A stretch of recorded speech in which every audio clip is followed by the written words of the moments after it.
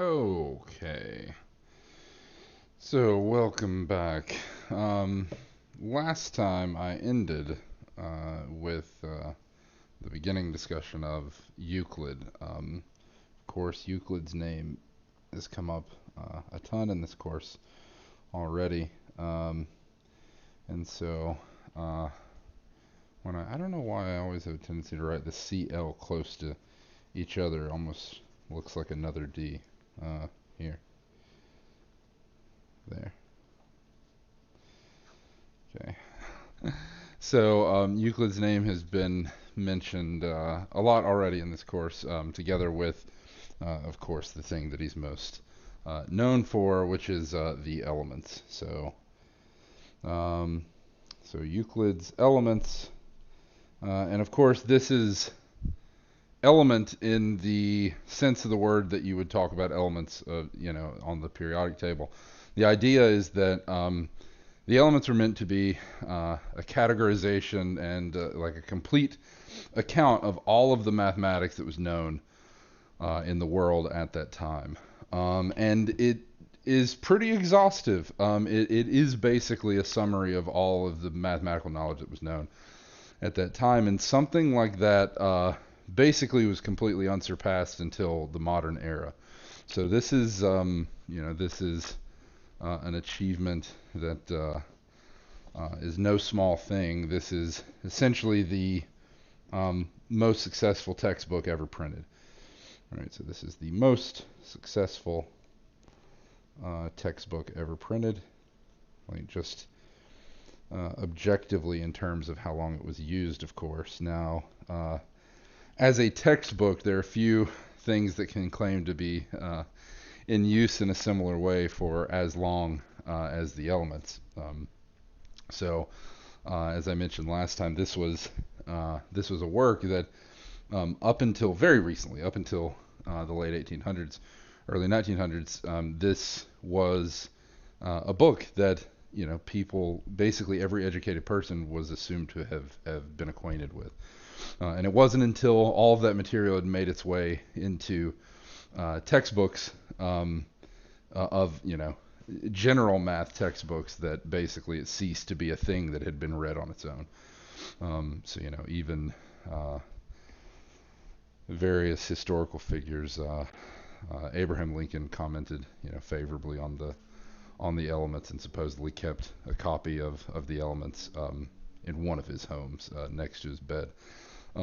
Einstein was the same. So Einstein, I think, received a copy of the elements as a gift and when he was younger and really enjoyed it. So this is by far the most influential textbook ever written, and as I mentioned last time, it laid the foundation for how math would be presented for all time. I mean, even today, if you pick up a paper, if you go look on archive.org, look in math, look at literally the most recent submission that you can find in any field of math, you will find that paper is written in a style that mimics the elements.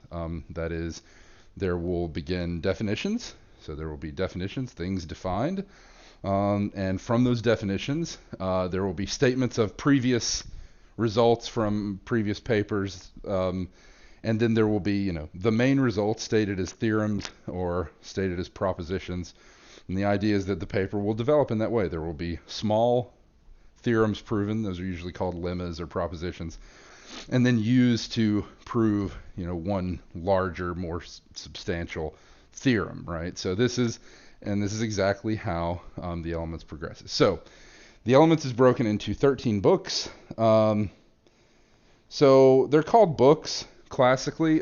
These are really just chapters. But classically they were called books. And I gave you a peek last time at the first book, which states a list of 23 definitions. So here's book one of the elements. I know that I owe you all still that info dump together with a nice link to to an internet copy of the elements, which I will put that up soon. I meant to do it over the weekend. I got too busy, so I'll do that soon. So first thing, book 1 of the elements. So in book 1 of the elements, there's a list of definitions. So the definitions, might be a little bit lackluster for modern rigor, but there was an attempt nonetheless. So things like point, line, straight line, surface, plane angle, all of these things, obtuse angle, acute angle, boundary, figure, diameter, semicircle, rectilineal figure, all of these things, right angle, triangle, all these things are defined. Okay, there's this beginning of 23 definitions. The understanding being that logically you can't argue with a definition. A definition is just a labeling, right? So those are kind of, there's nothing to say about those. These are just the words we're going to use to mean exactly what we say here. Okay, then there are postulates. These are postulates. I'll comment on each one in a little bit because these are very important. And then there's common notions. Now, both of these could be classified as what today we would call axioms. So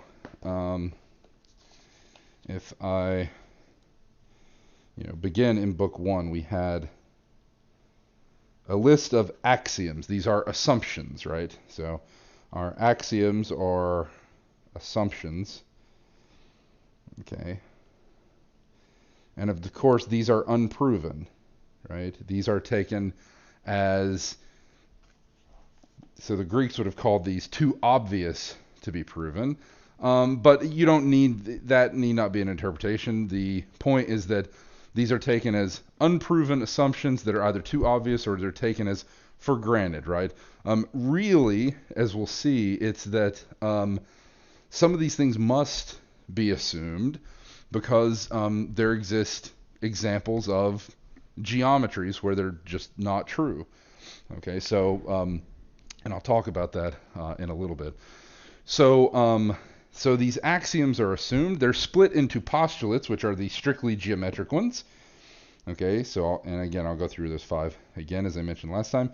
And then there are these 5 common notions, okay, which are also assumptions here, but these are more algebraic. So the common notions listed here, things which are equal to the same thing are also equal to one another. So this is a statement of like a transitive property, right? If equals be added to equals, the wholes are equal. This is like an ability to add to both sides of an equation. If equals be subtracted from equals, the remainders are equal. This is, again, subtracting the same quantity from both sides of an equation.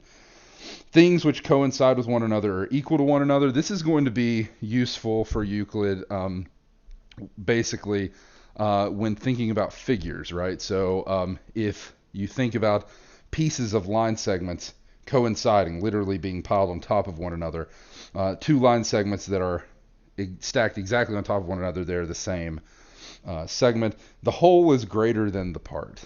Okay, so again, this is like an ordering thing algebraically. This is the idea that you have some way of ordering things. Okay, so anyway, and so those are my axioms. And then the idea is that from these axioms, right, and that list of definitions, which is really just my labels, I proceed using logic, right? So from axioms using logic, right? That is deductive reasoning, right? So I'm using deductive reasoning here. And I am proving facts, right? Theorems, propositions, so lemmas, propositions, theorems. Now, there is no distinction between these things. So whether a fact that you prove is called a lemma, proposition, or theorem, that's really just a cute name for these things. They're all technically theorems or propositions, however you want to call them.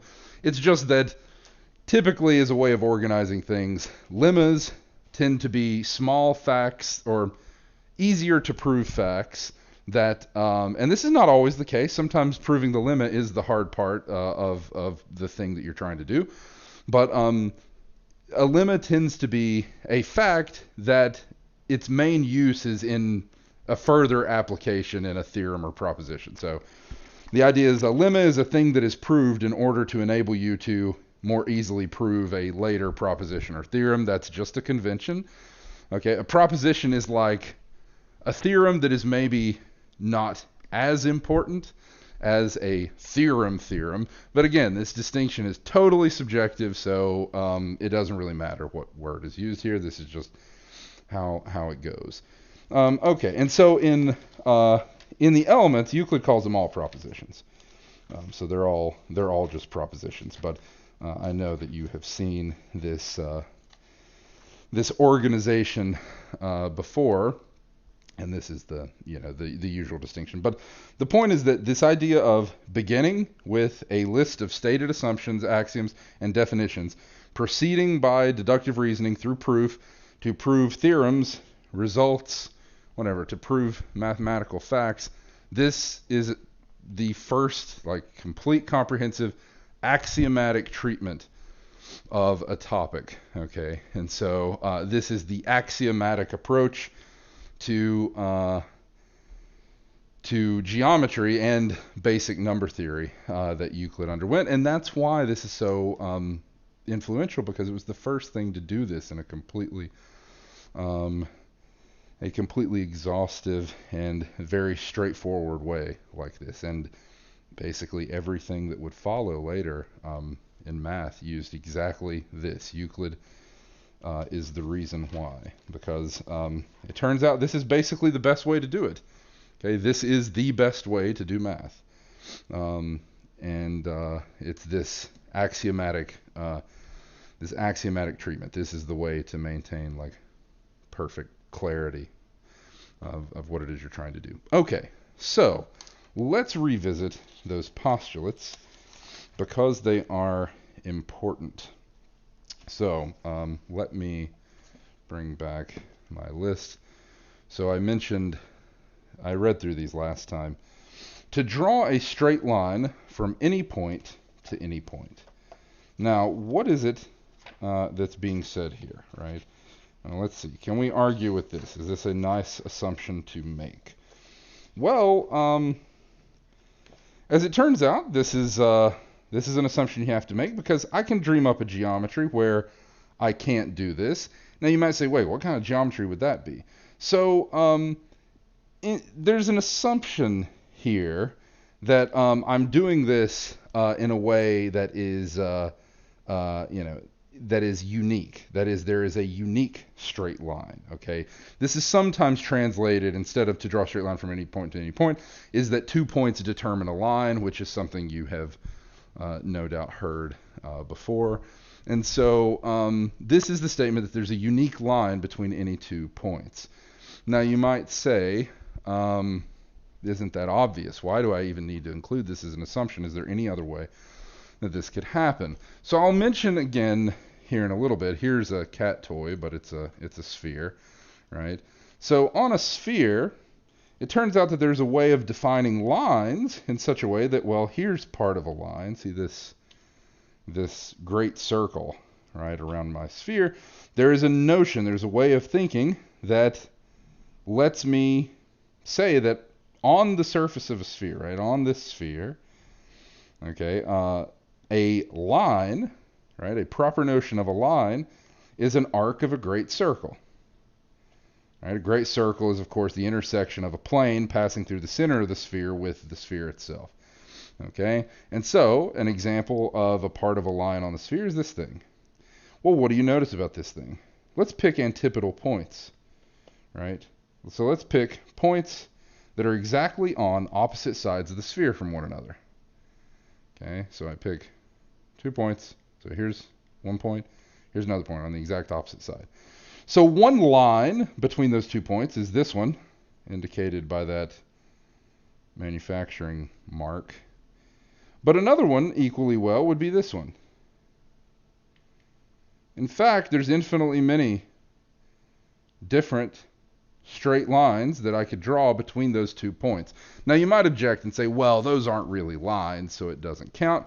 But again, later I will mention how we can show that actually that's a perfectly fine notion of a line for that type of geometry. This is called spherical geometry. The spherical geometry was actually known to the ancients. So spherical geometry was something that was known and considered by the ancients.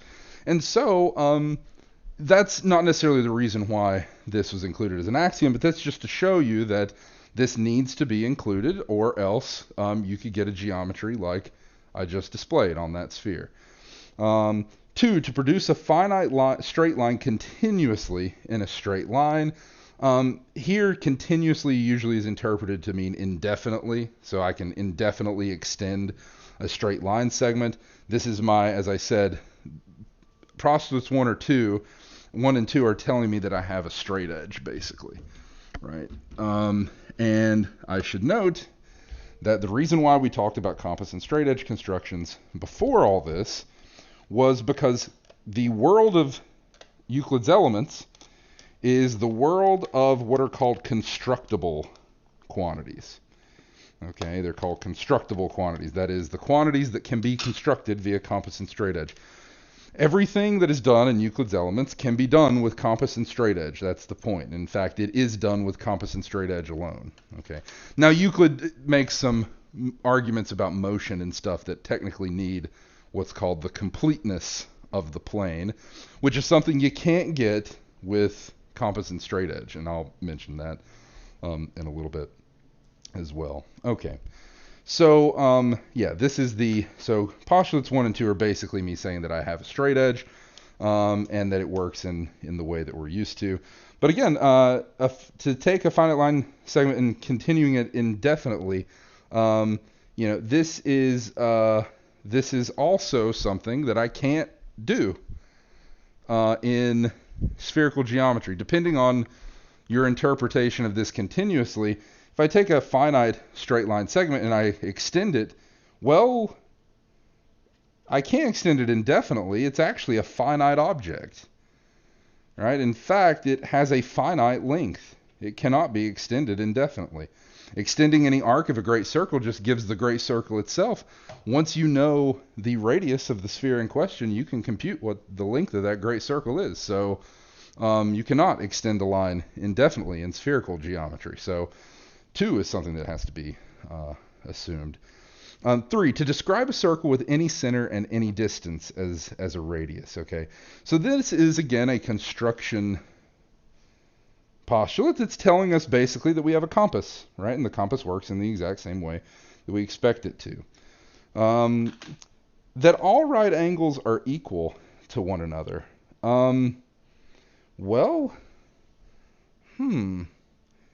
It's kind of curious that this is included. This kind of really should be moved maybe down to common notions, because this is more of like an algebraic thing, right? Almost. This statement is almost something that maybe shouldn't even be included in this list of these postulates. Maybe it should be moved down to common notions. This is almost some basic algebraic axiom.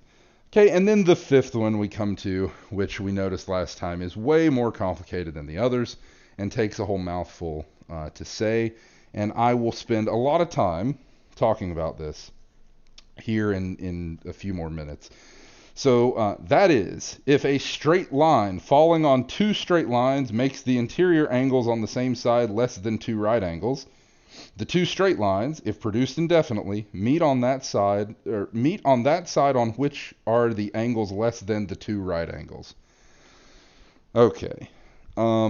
So one of the most important contributions that Euclid made in writing this, and he was criticized pretty unfairly by some mathematicians starting in the late 1800s, early 1900s, but he recognized that the parallel postulate, as this is called, so Euclid's 5th postulate is known as the parallel postulate. That's important enough for me to come over here and write this.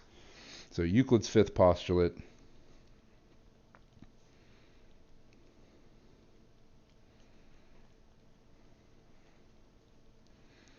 this is the parallel postulate.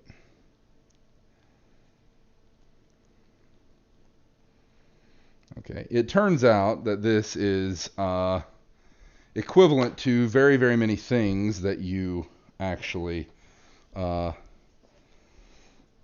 recognize as maybe being obvious in Euclidean geometry. So this is called the parallel postulate. Euclid recognized when he included this, he recognized that this was different than the other postulates. This was something that was a lot more complicated. He suspected, and other ancients, in fact mathematicians all the way up until the 1800s, thought that the parallel postulate was probably something that could be proved from the other postulates.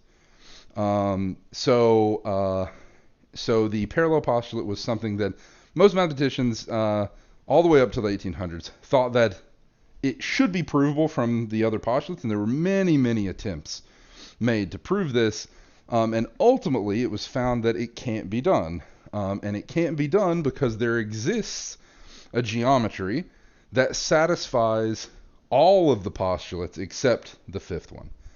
Okay, so there exists a geometry that wasn't constructed until the 1800s. It was not jointly, it was constructed independently at around the same time by two different mathematicians, Janus Bolyai and Nikolai Lobachevsky.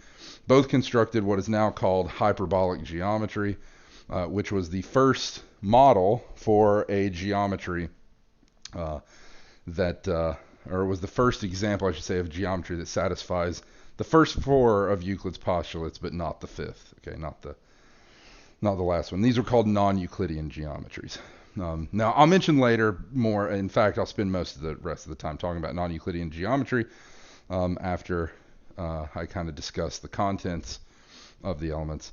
But I should mention that the ancients already had an example of non-Euclidean geometry. They had spherical geometry. So spherical geometry is already non-Euclidean. It does not satisfy the parallel postulate. Okay. Now, to see more easily that it doesn't satisfy the parallel postulate, I have to give an equivalent statement of the parallel postulate. So sometimes the parallel postulate is given in the following form that's equivalent.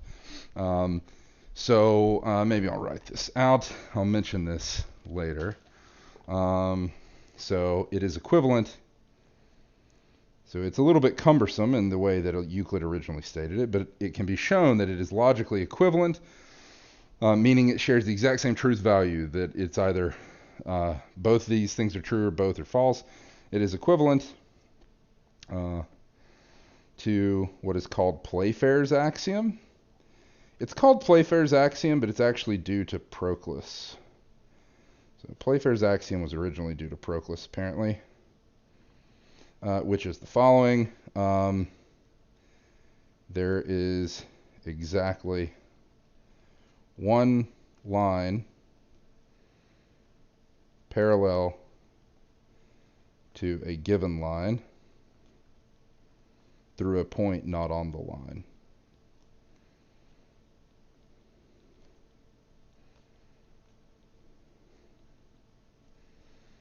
So here's Playfair's axiom. It turns out that the fifth postulate is equivalent to a lot more than just that, but this is an example of one of the more commonly stated equivalent conditions.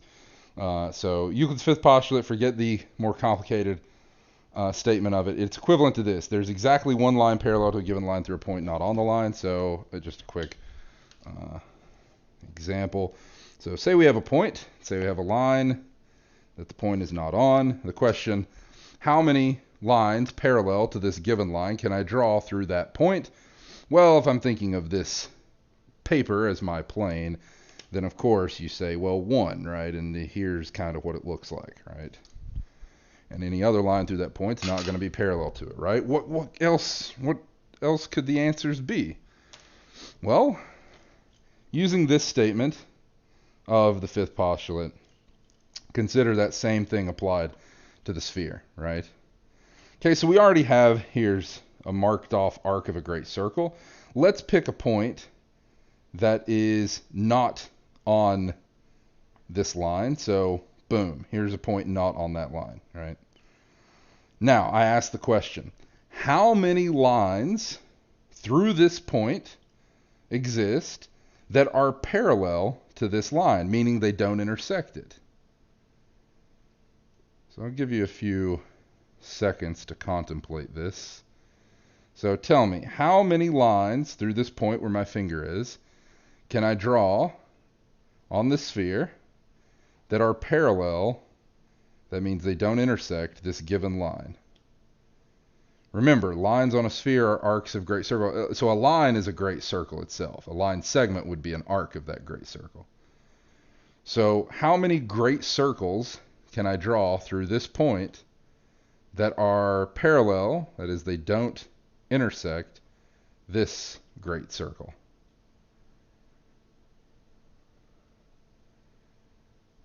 You know, can you see what's going on here? Well, none, right? In fact, there are no parallel lines in spherical geometry. Yeah, 0, exactly. So there's none. In spherical geometry, there's no such thing as parallel lines. Any two lines intersect, right? Because lines are great circles, and great circles always intersect other great circles, okay? So in spherical geometry, there's no such thing as a parallel line. So it trivially fails the parallel postulate, right? Because there's none that you can draw through. So ancients knew that. So ancients already knew a non-Euclidean geometry in that sense, okay? But that is not typically called non-Euclidean in the same way, even though it's certainly non-Euclidean geometry. But it fails too many. It fails almost all of the postulates, right? Almost nothing, as we saw, almost none of the postulates hold for the sphere. Okay, so for spherical geometry, which can be defined to be a geometry just as valid as Euclidean geometry of the plane, so these postulates, most of the postulates fail for spherical geometry. So it's too extreme, basically, and for that reason, it wasn't really considered as a non-Euclidean example. Besides, there's something that I won't be able to get into until a lot later. There's something else that we notice about the sphere that was taken for granted by the ancients. The sphere, as crazy as the geometry restricted to the sphere is, you might say, well, but the sphere still sits inside space. And the space that it sits inside of is a Euclidean space. And so really it's not non-Euclidean because it sits inside a Euclidean space, and anything that sits inside a Euclidean space is Euclidean. So that solves that, right? We'll see why that viewpoint was not something that could be shed until basically until the 1800s.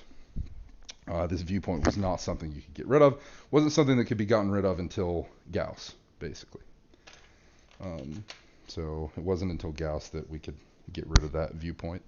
Okay, so I wanted to quickly go over some of the contents of the element. So as I already mentioned, book 1, first proposition, the construction of an equilateral triangle by compass and straight edge, boom. So given a side length, right, on a finite given straight line, to construct an equilateral triangle, boom.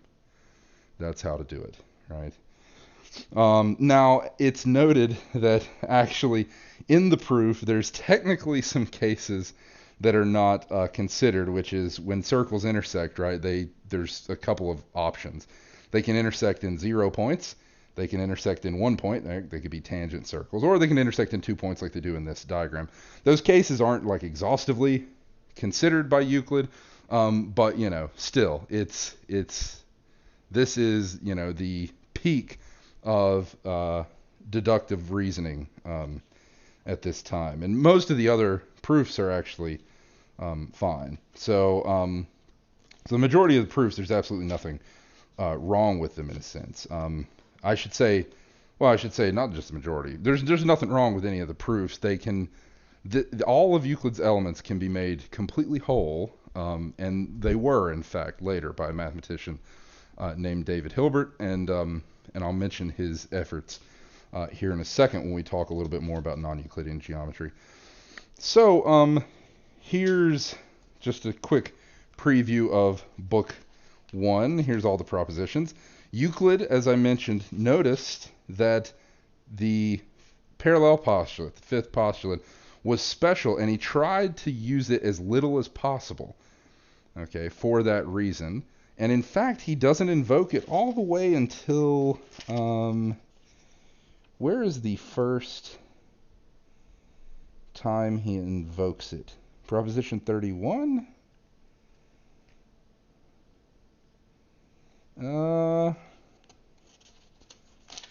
Proposition 32. It's one of these. He doesn't invoke it for a while. He's proved over 30 propositions before he actually invokes the parallel postulate. Maybe this proposition about the parallelogram. I can't remember exactly which one. I could read for a second here, but he uses it sparingly. He doesn't use it as often as he could, so he refrains from using it. Now, quickly, you see what he's proving here. Let's read proposition 47. In right-angled triangles, the square on the side subtending the right angle is equal to the squares on the sides containing the right angle. Do you see what he's proving? So in a right-angled triangles, the square on the side subtending the right angle is equal to the squares on the sides containing the right angle. What's he saying there? He's saying that the area of this big square that sits on the hypotenuse is equal to the sum of the areas of the smaller squares on the legs.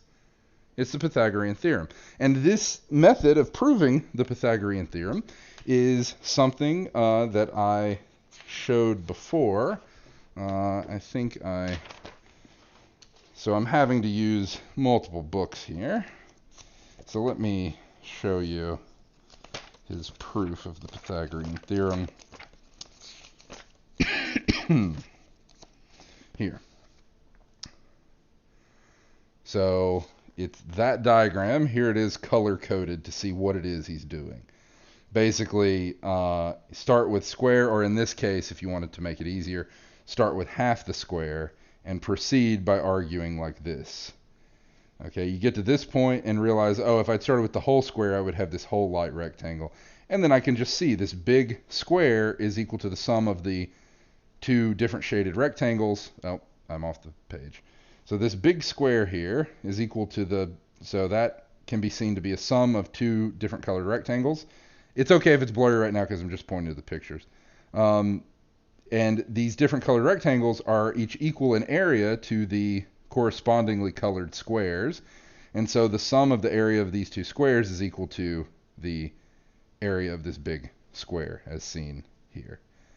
Okay, and that's how Euclid originally proved this. Now, why did he prove it that way? He actually gives another proof of the Pythagorean theorem later in the Elements, but he has to do it this way using fractions of area, and the reason he does this is to avoid multiplying irrational lengths by one another, right? Because theoretically, if I am thinking of squares of side lengths here rather than areas, then what I'm thinking of is multiplying maybe an irrational number by another irrational number here, right, and computing some of these things. And so to avoid having to deal with irrational times irrational, he waits until after Book 5. And Book 5 is Eudoxus's theory of proportion that we talked about before, which allows him to do this no problem. And he actually gives another proof of the Pythagorean theorem. So actually, what is very interesting is Euclid I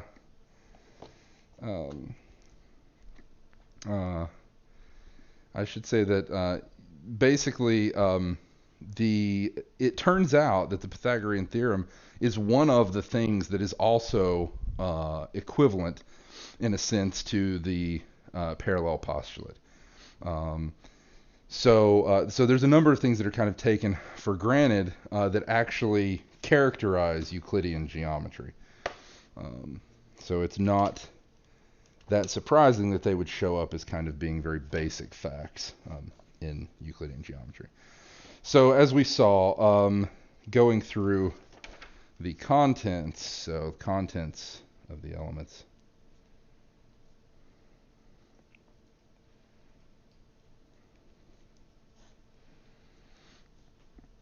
Okay. So book 1 begins with the definitions, postulates, common notions. So definitions, postulates, common notions. And then all of those basic constructions that I flipped through quickly. So beginning, very first proposition is construction of equilateral triangle on a given side. Culminating with Pythagorean theorem. So basic propositions culminating in a proof of the Pythagorean theorem.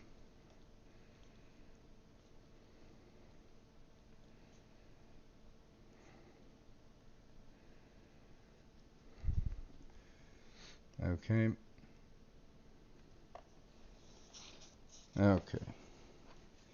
Now, before I go further, maybe I should do a little aside here. I'm going to go back a page and do a little aside here.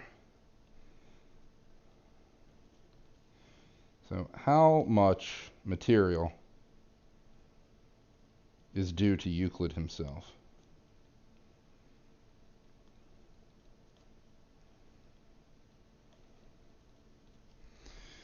Well, the thing is that the theorems themselves, right, that these facts were known,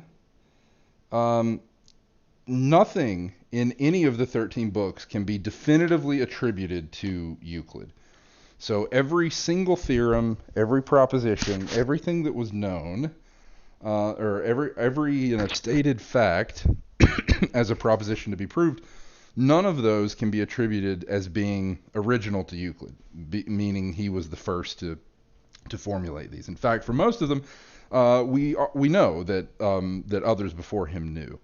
And so, what is it that Euclid did that was so amazing? It's the organization, the logical organization, and many of the proofs were due to Euclid. So while we can't attribute any of the theorems, many of the proofs are believed to be his own. And as I said, for some of these facts, he provided multiple proofs. So he proves the Pythagorean theorem at least twice. I think he might do it accidentally a third time. So, and he proves the converse of the Pythagorean theorem as well. That's the last proposition of book 1.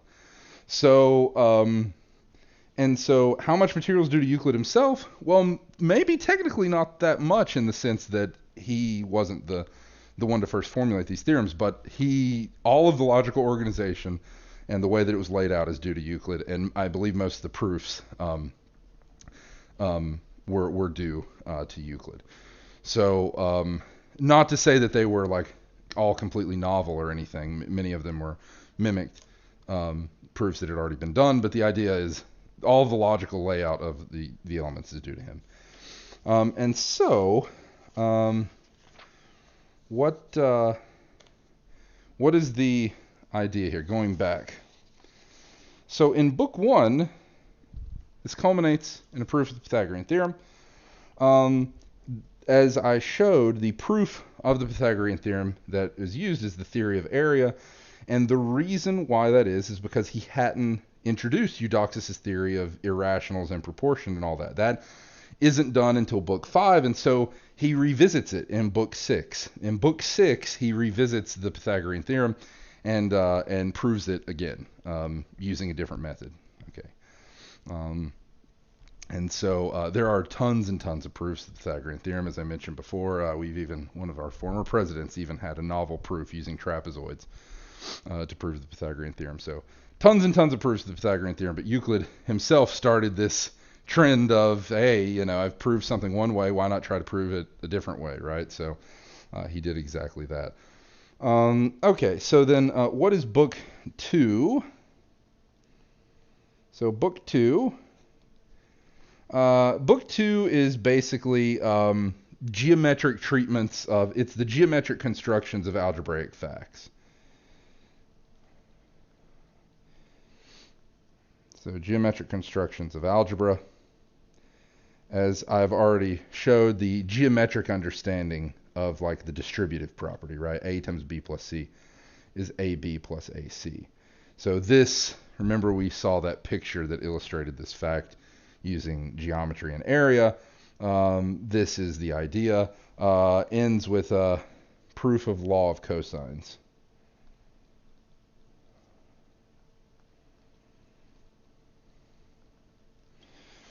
So this is not, of course, stated in terms of like the cosine function. That the actual use of sine and cosine functions. So as we'll see later, Indian mathematicians later used sine and what was called versine, and versine was like 1 minus cosine, I think. So they didn't use sine and cosine; they used sine and versine. And like I said, versine was one minus cosine, so it was similar to cosine. And it wasn't until Persian mathematicians, I believe it was Persian mathematicians were the first, maybe Arabic mathematicians. It was Islamic mathematicians for sure were the first to use sine, cosine, tangent, and all the trig functions in the like 100% modern sense. So that's not until much, much later.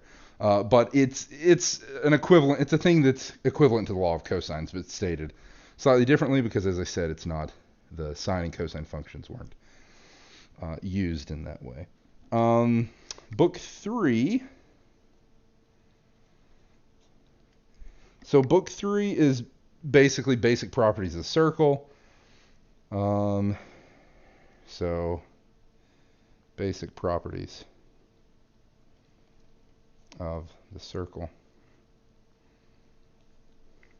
So what is a very important part of this that Euclid demonstrates despite it being supposedly obvious from the diagram, this fact that points on a chord of a circle lie in the interior of the circle.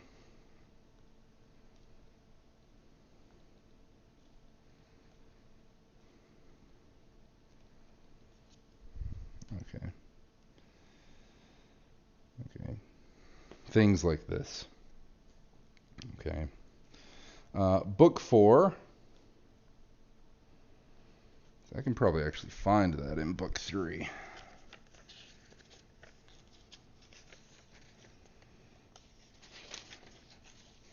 Yeah, here's one. Here's partially a proof of this. It shows up in the proof that a circle does not touch a circle at more points than 1. So it's this fact. Let me lay this down. So here's a fact about tangent circles like this. Okay, so if two circles touch one another externally, they're tangent to one another. The straight line joining their centers will pass through the point of contact. Okay. So anyway, this is, as you can see, lots of diagrams involving circles, and this is what's being shown, but all these basic properties of circles. Okay. This will become important later when Archimedes nicely ties up all of this, what was originally begun by Antiphon, this investigation of the circle, is tidied up by Archimedes finally when he shows our favorite formula that the area of a circle is pi r squared. Right? And he does this by finishing Eudoxus's method of inscribing those 2 to the n-gons. Okay, so book 4, constructions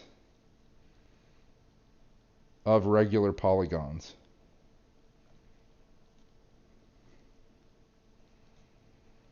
So, of course, book 1 had a construction of an equilateral triangle, which is regular 3-gon, but book 4 does a lot more than that. It does regular pentagon, and it does regular 15-gon. This is what it ends in. Constructs regular 15-gon. This was the largest sided polygon that was constructed by compass and straight edge until 1796.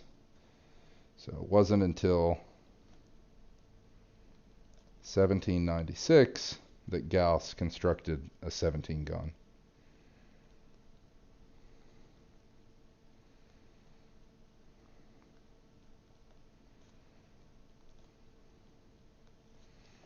Okay. Of course, we know now that a 257 gon and a 65,537 gon are also possible, but that wasn't done until the 1800s. Okay. So the constructions in this book were unsurpassed for over 2,000 years. Okay, so book 5 is this thing that I've mentioned a lot, which is Eudoxus's theory of proportion.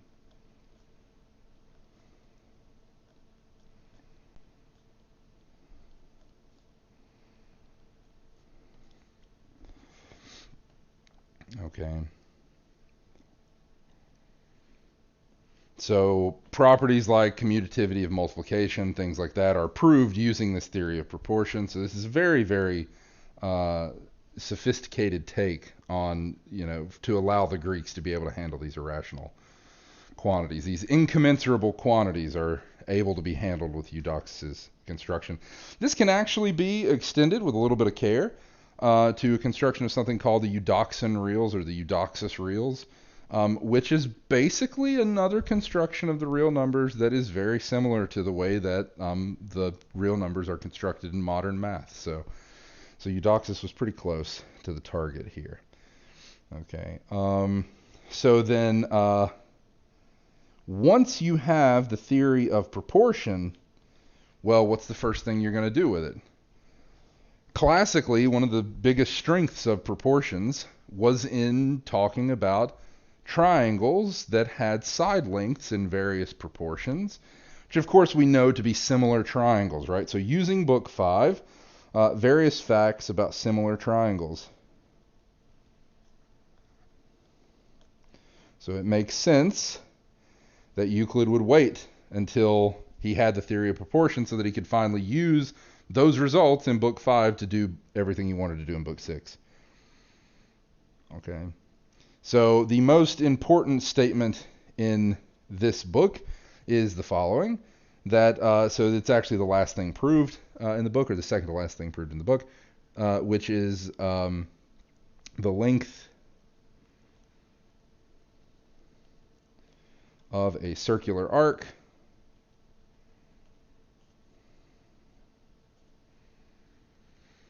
is proportional to the angle it subtends at the center of the circle.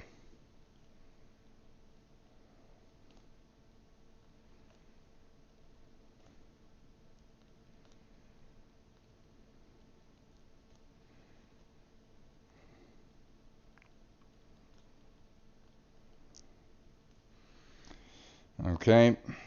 The reason I mention these facts is because we're going to talk about this later when I talk about Archimedes. Euclid also talks about arc length as part of this, and of course when he's talking about length in this way, he is assuming the completeness of the plane. Why?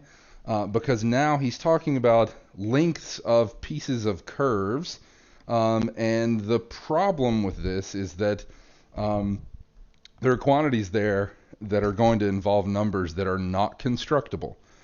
Okay, as we saw. So an example is pi is not a constructible number, right? And so, for instance, if you wanted to talk about the length of the circular arc, or like the semicircular arc of unit circle, that involves constructing that length, which would be constructing a proportional thing to pi, right? It would involve constructing pi, and that's not constructible. So here's where later David Hilbert will step in and make Euclidean geometry completely ironclad by adding in completeness of the reals.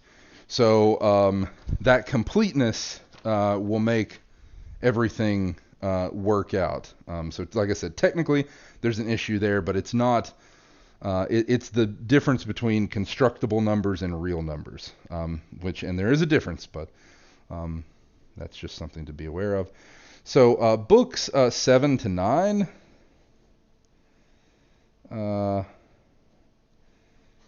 So books 7 to 9 are basically basic number theory.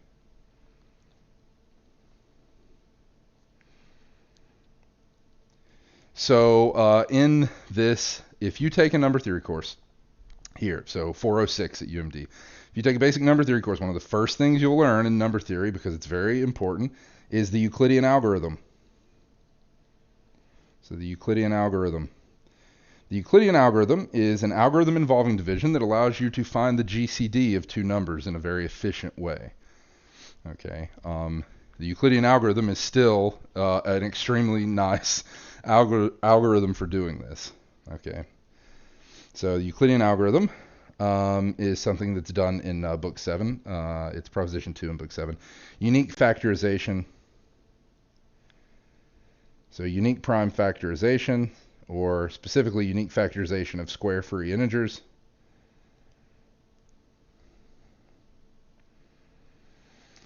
Okay, the infinitude of primes.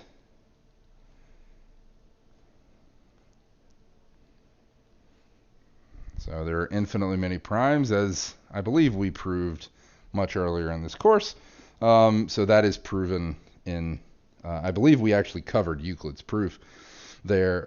So the fact that there are infinitely many primes is covered here. The formula for the sum of a geometric progression.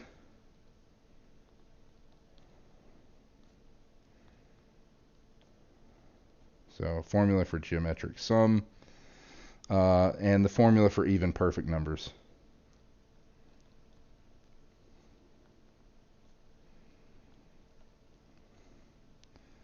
So all these things are proven in books 7 to 9. So this is what we would today call basic number theory. Okay. All right.